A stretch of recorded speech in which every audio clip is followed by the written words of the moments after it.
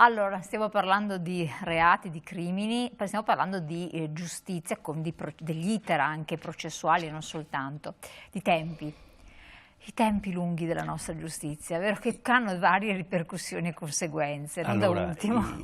I tribunali che io conosco, girando tutto sommato abbastanza l'Italia, sono quello di Trento e quello di Torino i più veloci tra il momento in cui viene depositata una denuncia e il momento in cui vengono chiuse le indagini. Spesso sono eccessivamente veloci, magari un po' distratti, qualche volta capita, anche gli stessi magistrati, non mica solo noi avvocati, e viene chiesta l'archiviazione al giudice delle indagini preliminari di un fatto che la vittima credeva che costituisse reato, quindi lo denunciava perché la cosa andasse avanti. E allora bisogna opporsi nei ristretti termini di legge e chiedere che il processo vada avanti, portando nuove prove. Bisogna attenzione, per quello dicevo prima, non è importante difendersi, neanche importante aver ragione, è importante avere la prova che si ha ragione, ergo raccogliere le prove, ora con un investigatore privato, ora con dei file di materiale telematico, se ce ne sono, anche semplici di WhatsApp o dei mail, raccogliere prove e fornire quindi i supporti documentali, i riscontri che ciò che si dice ha una fondatezza. Tra l'altro proprio dalla ricerca Eurispes di cui si parlava all'inizio di questa trasmissione è emerso che i nuovi reati, cioè i reati hanno avuto un'evoluzione per quelli che sono le violenze anche all'interno della famiglia, assolutamente sì, nonché per i reati di carattere telematico. E questa è un'altra... In questi due ambiti c'è stata un'impennata veramente rilevante, pur essendo usciti dalla pandemia, dove ci sono delle spiegazioni sociali del perché si possono essere verificate certe cose, però oggigiorno siamo nel 2023, diciamo che sono importanti queste due questioni. Vorrei dire tra l'altro che mi pare marzo, comunque pochissimi mesi fa, la Cassazione si è pronunciata sulla differenza tra i maltrattamenti, il delitto di maltrattamenti e lo stalking quando viene effettuato in ambito familiare, perché fino al 2013 si sovrapponevano queste due figure, poi da quando nel 2013 invece la normativa è stata più chiara si è stabilito in sostanza che quando cessa la convivenza inizia ad esserci lo stalking, prima ci possono essere i maltrattamenti, questo per cercare un cosiddetto discrimen, quindi una linea di differenza tra questi due, spesso le due situazioni si sovrappongono.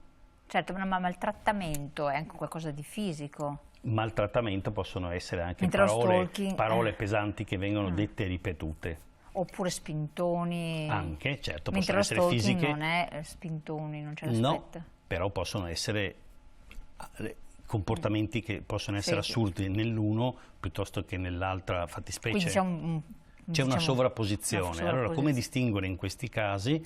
Teniamo presente che se il coniuge è separato, è ancora coniuge. Finché non interviene il divorzio, io ai miei assistiti lo dico sempre, state anche separati un po' di anni, ma ricordatevi che ci sono delle differenze giuridiche molto importanti, quindi a un certo punto se non vi interessa più presentate una domanda, magari consensuale, se c'è l'intesa che spendete molto meno e fate anche più velocemente e presentate una domanda per il divorzio consensuale, congiunto, oppure due, ognuno col suo avvocato, ma insieme si firma lo stesso atto. Certo, però il problema in genere è quando la famiglia è ancora unita, convive sotto lo stesso tetto, nella stessa casa, ci sono magari anche dei figli, perché in genere queste cose qui, e lì si...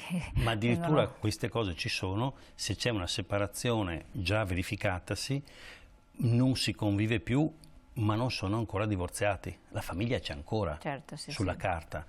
Ecco, per non dire che poi le stesse cose si applicano anche nel caso di unioni civili e quindi la convivenza fa la differenza. Assolutamente. Ecco, prima si chiacchierava fuori onda, lei diceva i tempi, allora raccogliere le prove è fondamentale e i tempi purtroppo annebbiano, cambiano, modificano. Qua sappiamo che c'è poi tanta giurisprudenza, ci sono studi proprio molto approfonditi, i ricordi, i testimoni. Quando parliamo di ricordi parliamo anche di testimoni che debbono ricordare cose avvenute veramente anni e anni prima, quindi Allora, qualcuno di noi, io sono tra questi, quindi alzo la mano, se mi chiedete cosa ho fatto l'altro ieri a una certa ora, magari non me lo ricordo.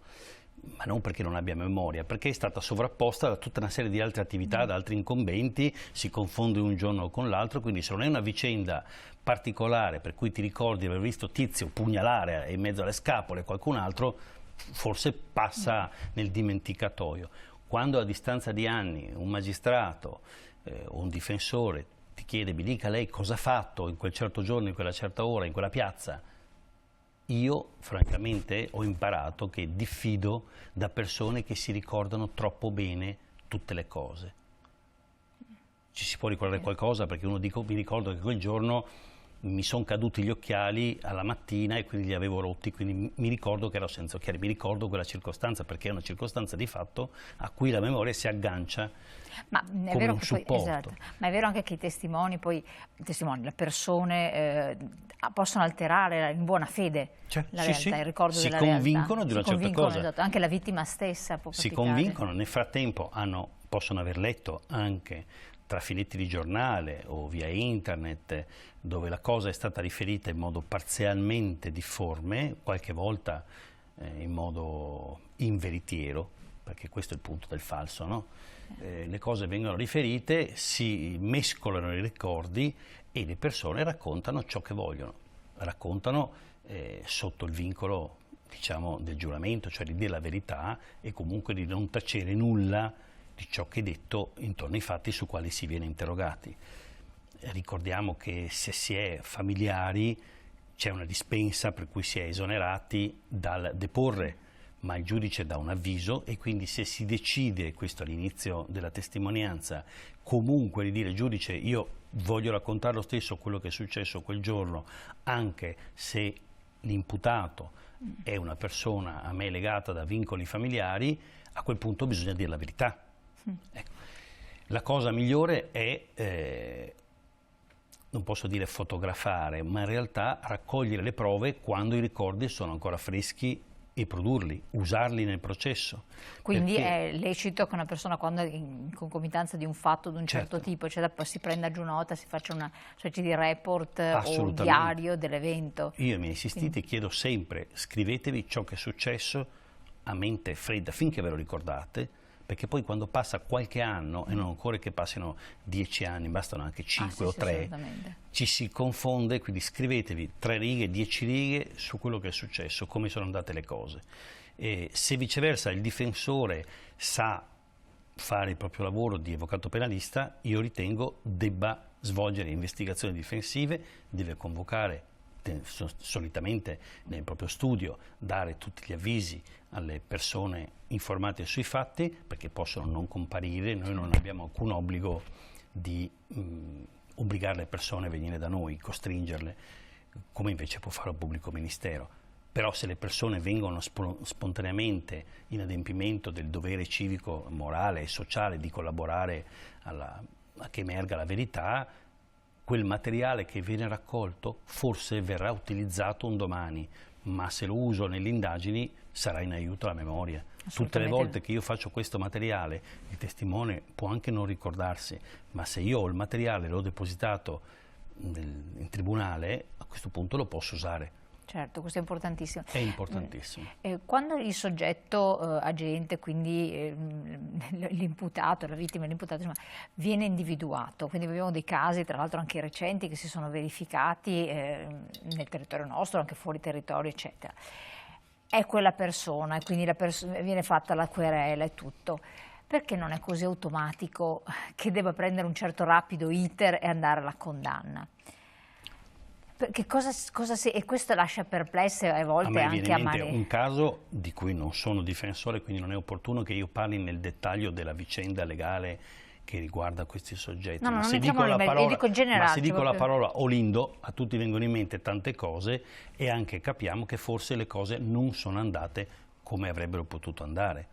Mi riferisco alle vicende giudiziarie. Adesso altri magistrati, auspico, facciano chiarezza su ciò che realmente sia accaduto, ma spesso accadono queste cose, che i testimoni vengono compulsati sotto l'urgenza di ritrovare un colpevole o si ritiene in buona fede anche da parte degli organi inquirenti che sia effettivamente colui che è stato identificato a caldo, che è stato trovato all'inizio responsabile dei fatti, e poi si dice sì, era lui, meglio che dici la verità perché altrimenti non sa cosa ti succede, vieni condannato per complicità, per favoreggiamento o altro. Queste pressioni più o meno indirette talvolta vengono fatte e suggestionano fortemente colui che deve rendere le dichiarazioni, e non sono sempre dichiarazioni veritiere, e quindi assistiamo tutti, gli organi di stampa, un po' che dovrebbero fare il compito di guardiani del regime, tutto sommato, dicono la loro a riguardo, ma spesso finiscono sempre nel bene o nel male per condizionare colui che deve decidere. Certo. Perché anche i magistrati vivono sulla terra, guardano la televisione, leggono i giornali. Umani, e certo. Ci mancherebbe altro. Quindi sono procedimenti molto delicati per il tipo di reato, per la vittima, anche che c'è l'aspetto psicologico coinvolto, e poi anche per la persona che commette questi reati, che può essere, e lì entriamo anche nel sentire comune, motivata a commetterli da capire quali sono le ragioni. Perché c'è questo incremento della commissione di questi reati, dovuto a che cosa? Così un pur parler, perché ma secondo me, tanto, anche sulla base della sua esperienza, della normativa, richiedo, motivo di normative non sufficientemente severe, di applicazione e certezza della pena, procedimenti troppo lunghi, ce ne sono troppi, mi pare non lo so, che cosa c'è? Solo un 11% delle persone intervistate da Eurispes abbia dichiarato che la certezza della pena e l'esigenza della legalità soprattutto è un elemento rilevante. Però uno dice forse la legalità dovrebbe essere messa al primo posto, non voglio dire prima dell'ambiente perché se no ci si sbaglia, ma c'è una scala di valori, una piccola piramide, ognuno dentro di sé la fa, in famiglia i valori sappiamo quali sono e se ne parla, si cerca di parlarne, dovrebbe succedere. Io volevo dire poi che rispetto a certi reati è importante anche che si raccolgano le prove, ad esempio, proprio in aiuto anche alla memoria, ad esempio usufruendo delle nuove tecnologie. A questo proposito vorrei ricordare che è intervenuto di recente il garante privacy riguardo alla vicenda GPT e soprattutto ChatGPT, all'intervento dell'intelligenza artificiale. Cioè noi oggigiorno abbiamo la possibilità di alterare la voce, le foto, i video di persone che sembrano assolutamente normali, sembrano veramente loro, e magari è soltanto una voce che è stata registrata nel corso di un brevissimo colloquio e poi è stata sintetizzata dal punto di vista vocale con degli strumenti telematici, ad esempio la nonna riceve la telefonata, tuo figlio si è fatto male, sono io che mi sono fatto male, e con la stessa voce. Certo. E questa cosa aumenta le truffe. Allora, non era per cambiare argomento, ma ci sono degli strumenti che noi dovremmo sfruttare fino in fondo se è possibile. Pensate alle telecamere, visto che si parla moltissimo di violenze sessuali, di fatti pesanti, dove vengono connesse a livello cittadino, non in reti private, però anche spesso i filmati girano tramite i telefoni cellulari e alla fine finiscono nei social network. Questi filmati possono dare atto della presenza proprio di una certa persona in un certo luogo, in un certo momento. Quindi questi possono essere utilizzati ai fini processuali se si rende conto che sono gli originali e quindi non servono quelli taroccati. Servono a livello probatorio e non a livello preventivo. Non sono un deterrente per la commissione dei reati. No, possono essere anche un deterrente, però a livello probatorio sicuramente lo sono. Pensate questo, che non perché si è patiti di esterofilia, anzi, ma in Australia ogni persona che chiede una patente o un passaporto ha le proprie fotografie che vengono inserite in un database nazionale, anzi federale, visto che in Australia è uno Stato federale. Queste fotografie poi vengono utilizzate nell'ambito del riconoscimento visivo. Certo, facciale, sì. Riconoscimento facciale, che ha dei margini di falsi positivi, attenzione, però intanto fornisce degli elementi, quindi se un fatto avviene in una metropolitana, che può essere uno scippo, può essere un fatto di violenza, magari si identifica la persona, oppure delle telecamere comunali, facciamo l'esempio, per cui si transita da una parte all'altra della città e sotto le telecamere si viene ripresi. Ecco, durante questi percorsi vengono ricostruite dei fatti, quindi le condotte, in primo luogo la presenza di una certa persona in un certo posto, e quindi anche l'Italia sta andando verso questo tipo, non dico così tanto come in Australia, verso il potenziamento del riconoscimento visivo, che sicuramente è uno degli strumenti che la tecnologia ci mette a disposizione per contrastare il crimine, perché le forze dell'ordine sono quelle che sono. I mezzi, le risorse quindi di cui dispongono le forze dell'ordine sono assolutamente risicati, contenuti, e quindi se la tecnologia ci può dare una mano, ma perché non farlo? In un modo o nell'altro. In un modo o nell'altro, certamente salvaguardando la privacy delle persone che non c'entrano niente con l'utilizzo processuale o dei procedimenti di queste immagini, quindi che non possono essere accessibili a tutti, ma bisogna poter utilizzare questi nuovi strumenti, perché dobbiamo contrastare il crimine approfittando degli strumenti che la tecnologia ci mette a disposizione, che qualche anno fa non c'erano. Ecco, lei accennava prima al discorso dell'aumento dell'incremento che è stato registrato dei reati informatici, certo, a parte tutto il capitolo delle truffe, eccetera. Comunque sono reati anche molto molto pesanti, perché entrano veramente nella vita delle persone. Quindi... La prima cosa è lo scambio di identità, perché se io acquisisco la fotografia su Facebook del profilo di una persona, poi posso creare un falso profilo e faccio credere ai suoi amici di essere quella persona. Quindi ricevo comunicazioni che la riguardano. Posso rubare le credenziali, l'accesso del PIN, del bancomat, di una carta di credito. Infatti questo è un altro problema abbastanza. Certo, il nome, il PIN sostanzialmente. Ecco, e quindi entro nei suoi conti bancari, se ho un minimo di informazione e anche un minimo di capacità, che però sono abbastanza diffuse, quindi non bisogna pensare agli specialisti della NASA. Ecco. Certo. Abbinate a queste cose qui ci sono reati come il cosiddetto revenge porn, quindi l'utilizzo di video da parte di persone con cui si è intrattenuta una relazione affettiva o comunque sentimentale, sessuale tempo addietro, e poi vengono fatti dei ricatti, oppure per vendetta vengono caricati in rete. Questi sono sempre reati di cui c'è stata un'impennata, seppur lieve rispetto ad altri fatti, anche si dato in questa ricerca dell'Eurispes fatto col Dipartimento della Polizia. Diciamo, bisogna cercare di raccogliere più materiale possibile per fare la denuncia, fare in modo che queste persone vengano perseguite. Quando io leggo che il 54% circa, vado a memoria, delle persone che dichiara di aver ricevuto un reato non denuncia il fatto, desiste dal sporgere querela, è un brutto segnale, perché significa che il cittadino getta la spugna e rinuncia a fare in modo che queste persone, questi furfanti, siano perseguiti. Assolutamente. Lo ricordiamo, abbiamo fatto anche una puntata dedicata, che ci sono tanti reati che necessitano assolutamente, per poter procedere, adesso della querela.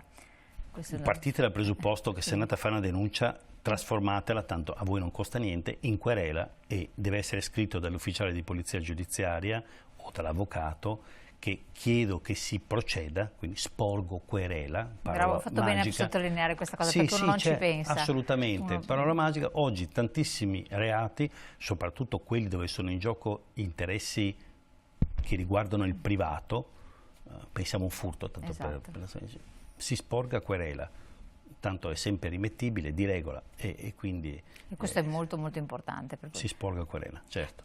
Oltre al furto, di cui abbiamo anche parlato, perché poi di cui si è parlato tantissimo... Furti in abitazione, 624 bis del codice penale, certo, che è diventato un reato autonomo, può essere abbinato come tipo di pena allo strappo, quindi il furto con strappo, sono punite veramente pesantemente, ma tanto proprio. Assolutamente. Solo una cosa, perché il tempo vola, abbiamo pochi minuti a disposizione, però necessitavo, perché rientravo un po' in questo ambito della ricerca, dove si parlava della legittima difesa, che è stata un po' modificata, dell'utilizzo delle armi, che molti sarebbero anche favorevoli ad avere una difesa, a utilizzare insomma le armi all'interno delle proprie abitazioni, che peraltro sono ritenute i luoghi più sicuri in assoluto, quindi luoghi di comfort zone.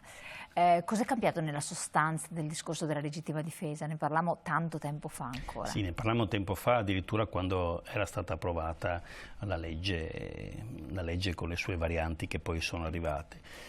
Io penso che per la legittima difesa bisogna stare molto attenti, cioè la difesa deve continuare ad essere proporzionata la difesa rispetto all'offesa. Quindi questo resta assolutamente un elemento. Se una persona usa le mani, io non posso usare il bastone, se usa il bastone non posso usare un coltello, altrimenti la difesa è sproporzionata e quindi sono punibile.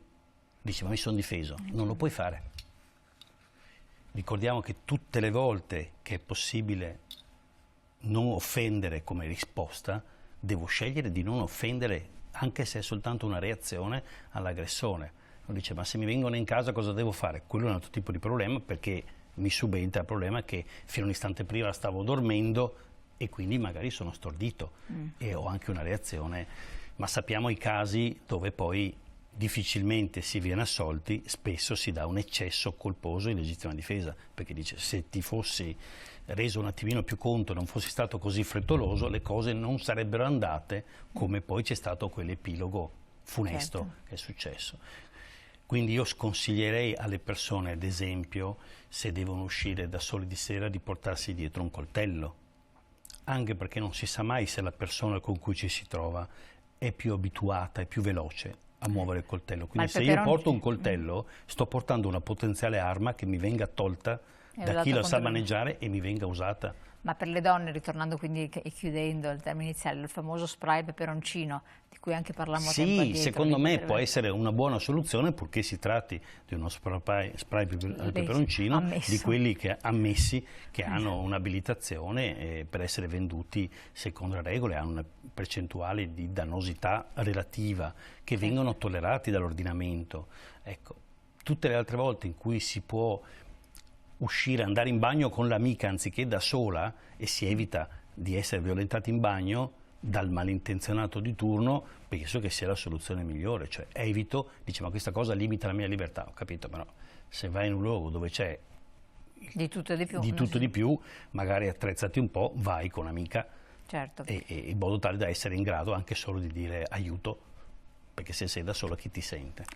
E anche lì il problema della prova poi diventa il problema della prova è fondamentale, comunque fate la denuncia sempre, consultatevi con un avvocato di fiducia se ne disponete di uno o comunque di un avvocato esperto del settore che vi riguarda. Allora, con queste chicche di saggezza e anche norme di buonsenso che però effettivamente sono estremamente importanti e utili, poi lei che ha tanta esperienza la ringraziamo, chiudiamo questo nostro capitolo, confidiamo di averla ancora con noi per consigliare ma anche chiacchierare di queste tematiche con i nostri telespettatori, perché sono cose che gli addetti ai lavori conoscono benissimo, voi conoscete benissimo, però chi sta dall'altra parte poi magari incappa in situazioni incresciose, pericolose, sapere come muoversi è molto molto importante. Io resto a vostra disposizione per incontri futuri, più che volentieri. Penso che l'occasione di confrontarsi con i cittadini, con la cittadinanza e fare dei momenti, delle sessioni, diciamo così, informative, divulgative, sia molto importante, come in passato ne abbiamo fatto con Polizia o Carabinieri, anche io stesso personalmente, anche nelle scuole, anche con i genitori dei ragazzi in occasione del cyberbullismo, dove vedevamo che molte domande ci venivano fatte per esempio dagli stessi insegnanti, perché un conto è insegnare la teoria, un conto è applicare un caso pratico, porsi il problema e chiedere all'esperto, ma in questo caso cosa potrei fare? Ecco, ho introdotto già un tema che volevo affrontare, il cyberbullismo e il bullismo, che è un'altra questione molto molto delicata. In futuro possiamo ritornarci volentieri. Bene, Avvocato Fratallone, grazie ancora, buon lavoro. Grazie naturalmente, buoni viaggi, perché si muove da una parte all'altra dell'Italia. Voi cari telespettatori vi lascio alla pubblicità, poi ci ritroviamo. Grazie.